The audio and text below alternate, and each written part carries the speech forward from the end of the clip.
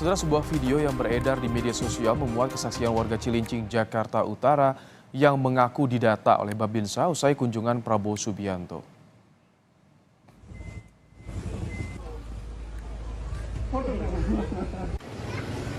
Menurut kesaksian di dalam video yang diunggah di akun politisi PD Perjuangan Adiana Pitupulu, warga dimintai KTP dan kartu keluarga oleh orang berseragam TNI dengan alasan akan mendapat pemberian sesuatu. Menurut warga yang sama, anak-anak di sekitar lingkungannya juga diberikan sejumlah uang oleh ajudan Prabowo. Dari peliputan yang kami lakukan, warga yang muncul di media sosial yang berbicara soal Prabowo mengaku bernama Juli Handayani. Enggak, buat shooting katanya Bu. Shooting apa? Enggak shooting. Bu Nining, sebentar lagi datang ya. Saya mama itu apa sih sebentar lagi datang? Enggak lama Pak Prabowo datang. Berarti buat dikasih uang anak-anak doang? Anak-anak kecil doang. 100. Berapa? 100 ribu, anak-anak kecil Pak, anak-anak sini pada ngegroyok semua. Bagian ajudannya Pak, apa namanya tuh? Teddy? Iya Pak Teddy ya. Teddy. Ambil KTP sama kakak. Buat apa? Enggak tahu, Babinsa yang ambil orang abrik kayak pakaian loreng-loreng. Angkatan Darat. Angkatan Darat. Minta data gitu? Iya, saya diambil, mama saya diambil. Buat apa bilangnya? Enggak tahu buat apa. Ntar ada ya Bu katanya. Wakil Ketua Tim Kampanye Nasional Prabowo Gibran Habibur Rahman merespons kabar Babinsa melakukan pendataan terhadap warga usai Prabowo belusukan ke Kampung Sawah Cilincing, Jakarta Utara pada Sabtu lalu. Habibur Rahman bilang hal itu berbau fitnah karena tak ada hubungan langsung antara TKN Prabowo Gibran dan Babinsa.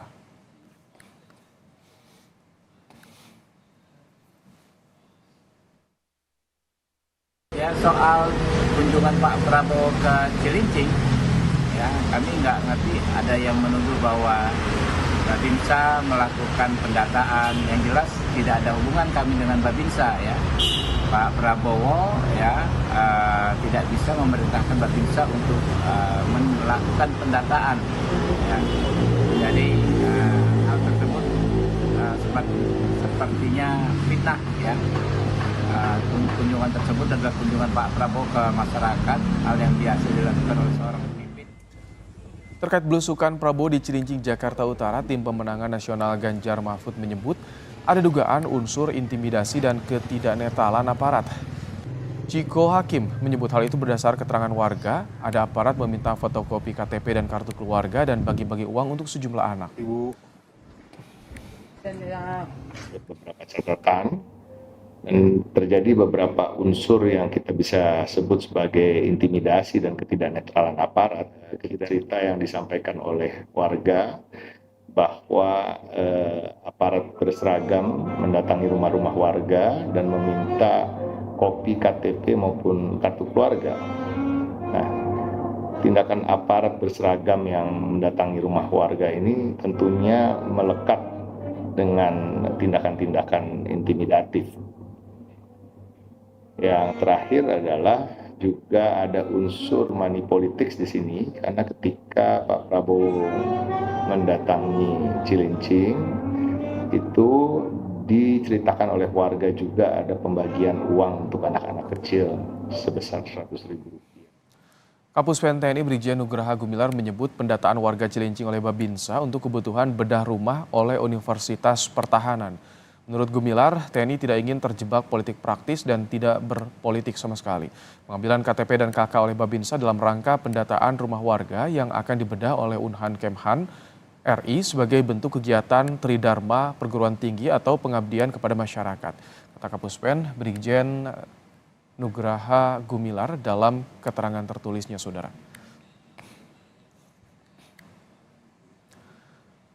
Sejumlah warga Cilincing, Jakarta Utara mengaku didata oleh Babinsa setempat usai kunjungan bakal Capres nomor urut 2 Prabowo Subianto pada Sabtu lalu. Warga menyebut dimintai KTP dan kartu keluarga oleh orang berseragam TNI. Apakah hal ini membuktikan ketidaknetralan aparat atau hal ini yang memang tidak ada kaitannya dengan posisi Prabowo Subianto sebagai Capres? Sudah ada juru bicara Menhan Prabowo Subianto, Daniel Anzar Simanjuntak, dan juga Direktur Eksekutif Amnesty International Indonesia, Usman Hamid. Selamat petang, Bang Daniel, Mas Usman.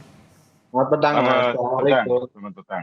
Baik, Bang Daniel, jadi seperti apa klarifikasi soal kegiatan Prabowo Subianto di Cilincing dengan informasi adanya Babinsa yang mendata warga meminta KTP dan juga kartu keluarga warga, Bang Daniel?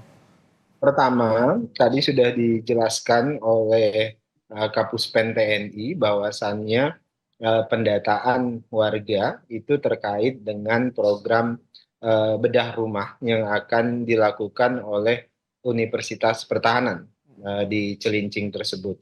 Jadi tidak ada terkait dengan tuduhan intimidasi, tuduhan menakut-nakuti.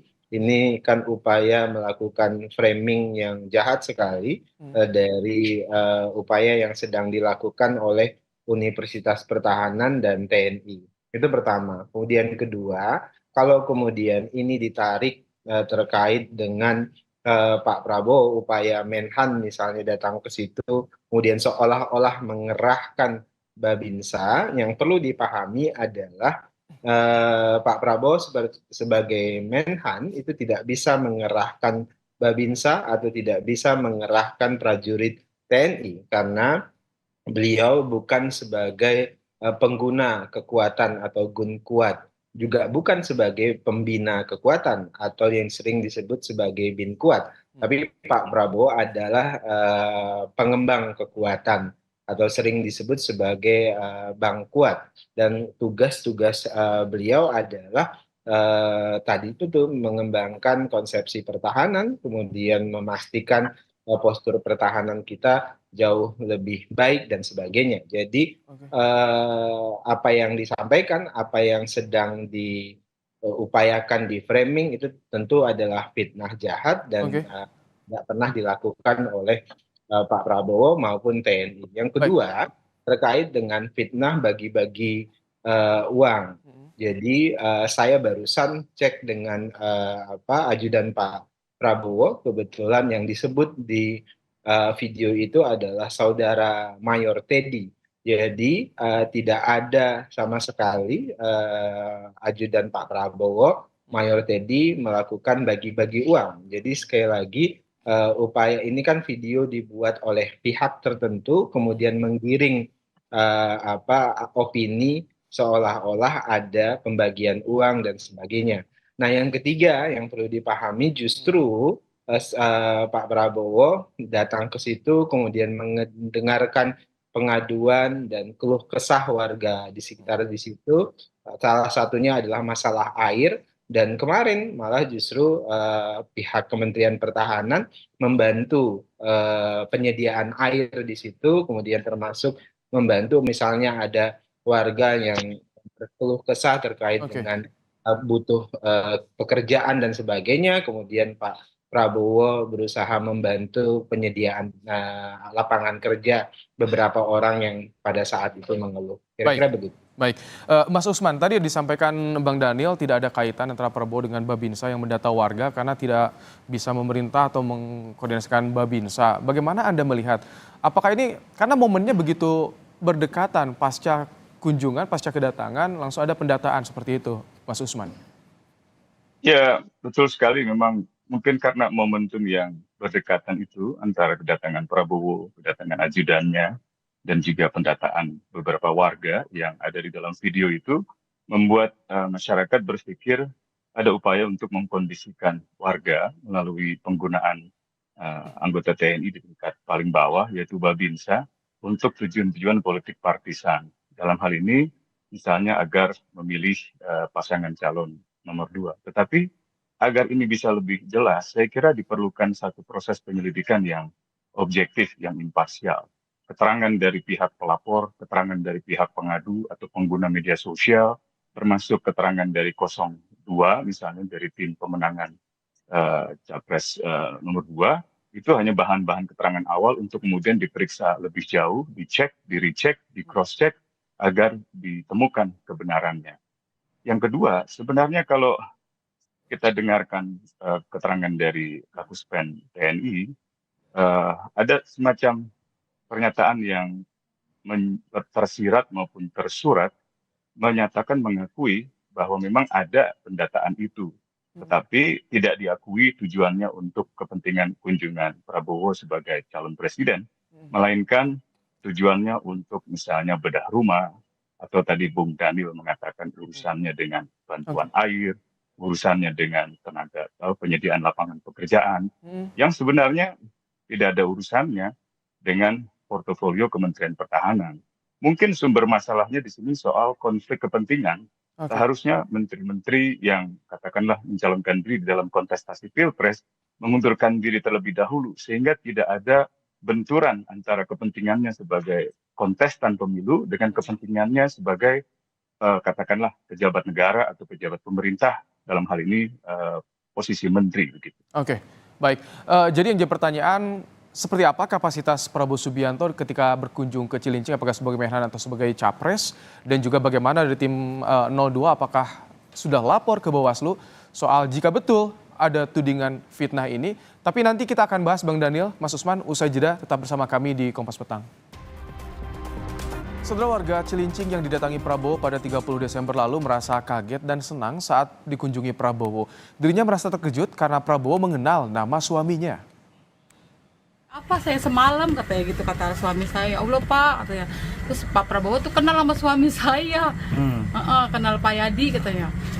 Pak Yadi kenal saya dari mana? Atau orang justru balik tanya aturan Pak Prabowo saya kan tahu dari tahu Pak Prabowo kan dari TV. Kalau bapak suami saya kan orang biasa. Apa sih Pak, orang biasa ya kan.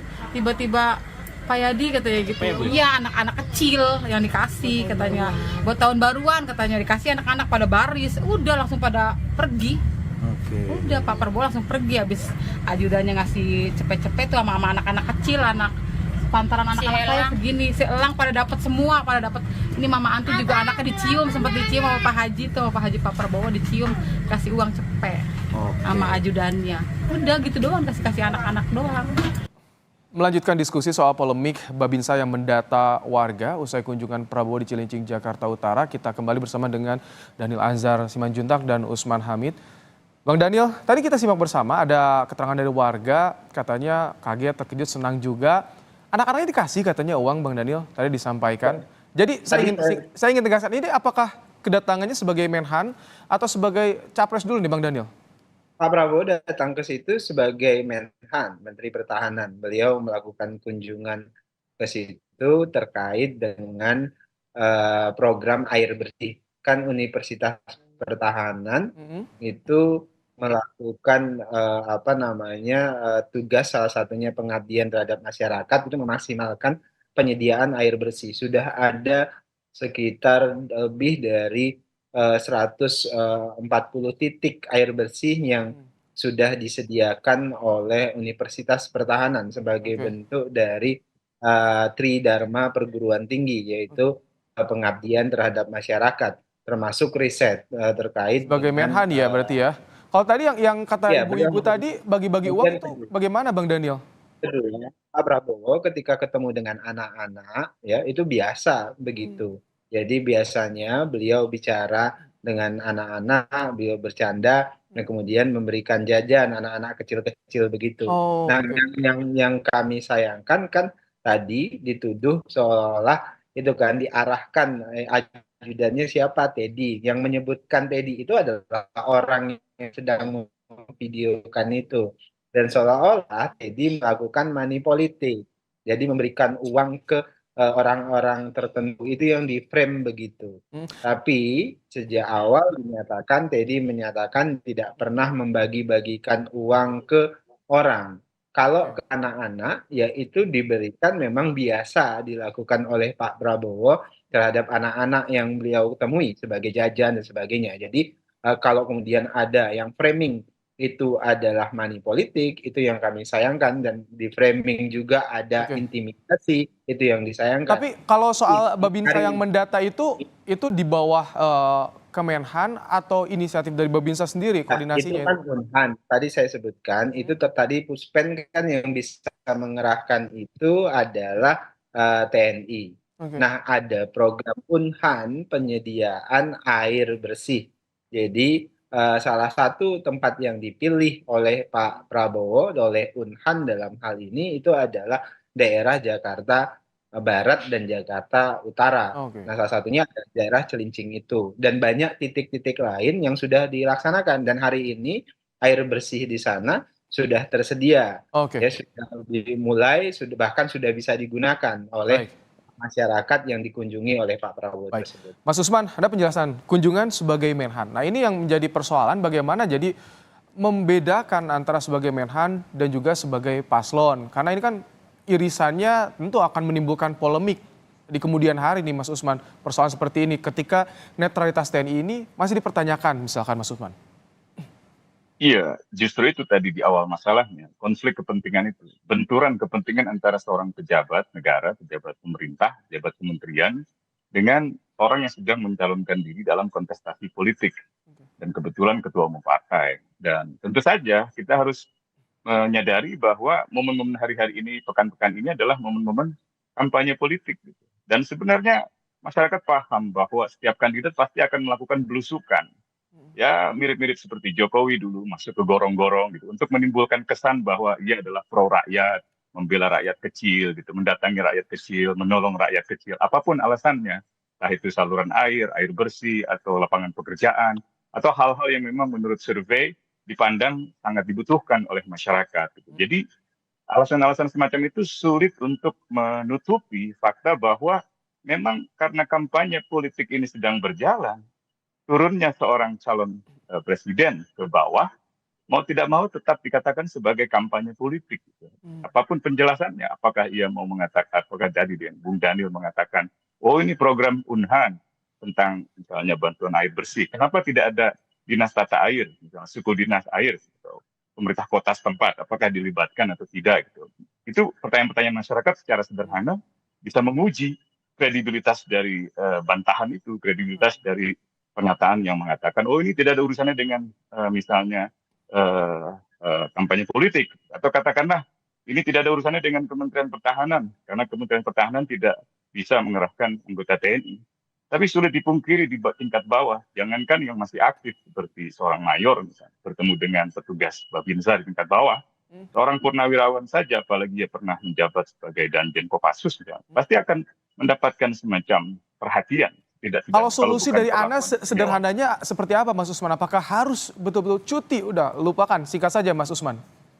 Ya mestinya cuti. Kan Pak Mahfud juga berkali-kali sebenarnya mengajukan cuti, tapi tidak cuti permanen. Mestinya semua kandidat agar ada objektivitas. Gitu. Jadi sekarang ini Bung Daniel punya versi, kemudian dari video itu ada versi sendiri. Kita berharap bahwa peristiwa ini tidak berulang dengan dilakukannya cuti oleh para kandidat itu. Yang kedua, proses pemeriksaan terhadap mana yang benar, di video itu yang benar, warga yang benar, atau pihak 01, 02, 03 yang benar, itu diperiksa lebih objektif oleh misalnya Bawaslu. Jadi Bawaslu saya kira harus ambil peran untuk memastikan kampanye ini berjalan secara sesuai hukum. Baik, Bang Daniel, bagaimana selanjutnya? Apakah ini dari Prabowo-nya misalkan di tim 02, akan membawa kasus ini ke Bawaslu atau seperti apa untuk bisa mengungkap secara terang benderang? Pertama kami tentu menyayangkan pihak-pihak yang sengaja melakukan framing-framing jahat ya terkait dengan tugas-tugas Pak Prabowo di Cilincing itu. Seolah-olah ada intimidasi, kemudian seolah-olah ada money politik dan sebagainya. Dan faktanya itu tidak terjadi. Faktanya justru kita fokus pada upaya membantu masyarakat terutama terkait dengan program air bersih tadi. Di sisi lain juga tidak ada money politik sama sekali karena kita tidak bicara tentang kampanye Pak Prabowo di kesempatan tersebut.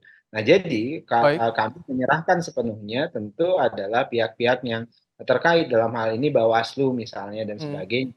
Dan itu mereka yang melakukan fitnah, framing itu juga harus ditindak karena ini tentu merugikan Pak Prabowo di sisi lain, kemudian merugikan masyarakat yang sudah menelan informasi yang tidak benar. Baik, terima kasih Bang Daniel Anzar Simanjuntak, jurubicara Prabowo Subianto dan juga Mas Usman Hamid, Direktur Eksekutif Amnesty International Indonesia telah meluangkan waktu dalam program Kompas Petang sore hari ini. Sehat selalu, Bapak-Bapak. Assalamualaikum.